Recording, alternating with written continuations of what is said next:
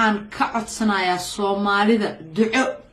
maalinta 21 January waxaan marayaa maxkamadii waxa iga xaq darro iga qaatay toddobadeeda caruur dad aan igu diin ahayn igu dad ahayn igu deegaan ahayn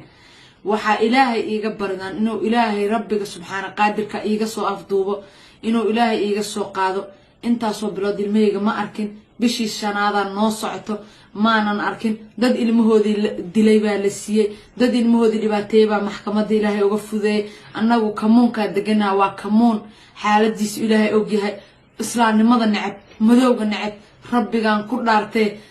gabar aniga iga dambeysay oo cunugeeda yarka ku dhufatay fiilo yar ee mar dambe inta la qiratay baa wallahi meel waxa la geeyay ilmaha sida loo haayo iyo sida waalidiinta ay iskula dhaqmaan si loo tababaro baa la geeyay oo ilmaheedii loo ogolaaday anigana ilmo waaweyn baa xoog la iiga haystaa oo xatii xuriyadooda aan ku hadli karin oo la cabsi galiyay oo inka loogu ribeynaya akhlaaq darro marka ilaahay ii barya rabbi subxaana qaadirka aniga waxaan u baahanahay duco baan u baahanahay Soomaalida oo dhan aan duco uga baahanahay waxaan codsanayaa deeq ma codsanayo waxaan codsanayaa kelmad ilaahay oo muhiima ilaahayow rabbiyow u gargaar ayada iyo kuwa dhashaba ilaahow uga soo qaad gacan ka xaq daran ay ku jiraan intaas ay naga codsanayaa intaas klibkayga u soo duubay qof kasta oo klibkayga dhageysto waxaan ka codsanayaa inuu qof kale walaalkiis u sii sheer gareeyo oo dhaho aynu u duceyno in ilaahay hooyadan toddobadeeda caruur oo ilaahay u soo sahlo caloosheeda banaanka taale rabbi inuu u celiyo ilaahay baa ku dhaartay maalinba maalinta ka sii darayso waa ka sii daciifaya bilba bisha ka sii daran waa ka sii murugo badnaanaya waayo adkaysiga bini'aadanaha dumarna waanahay adkaysigaygu yaraanaya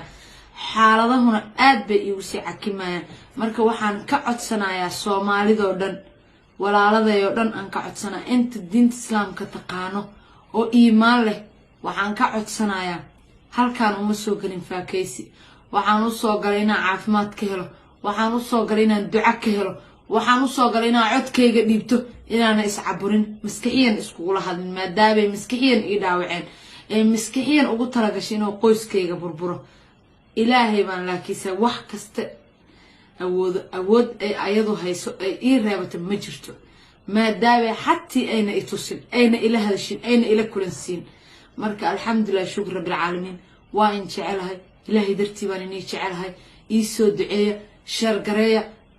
qofkii ii soomi kara ha ii soomo qofkii ii soo duceyn kara ha ii duceeyo maalinta January 21 bisha January waa maalinta maxkamadda aan leeyahay maxkamadii hore way iga guuleysteen maxkamadan bal inaan ilaahay igu guulay wax aan inka kuwa xoog ku haystaan halka gabar oo isdhiibta inta iska dayso kuwa kale xoog ku haystaan inuu ilaahay iga siiyo iisoo duceeya ducada isku kay akiidiya meel kasto joogtiin iisoo akiidiya meel kasta klibkayga gaarsiiya waxaan codsanayaa ummadda Nabi Maxamed sallallahu alayhi in ay duco akiid igu soo akhriso walaaladay Soomaaliyeed anuu maal ma rabo anuu magac kale ma rabo waxaan u baahanahay duco oo maalintaas aad ila soo garab istaagtaan sheekh ay shariif in la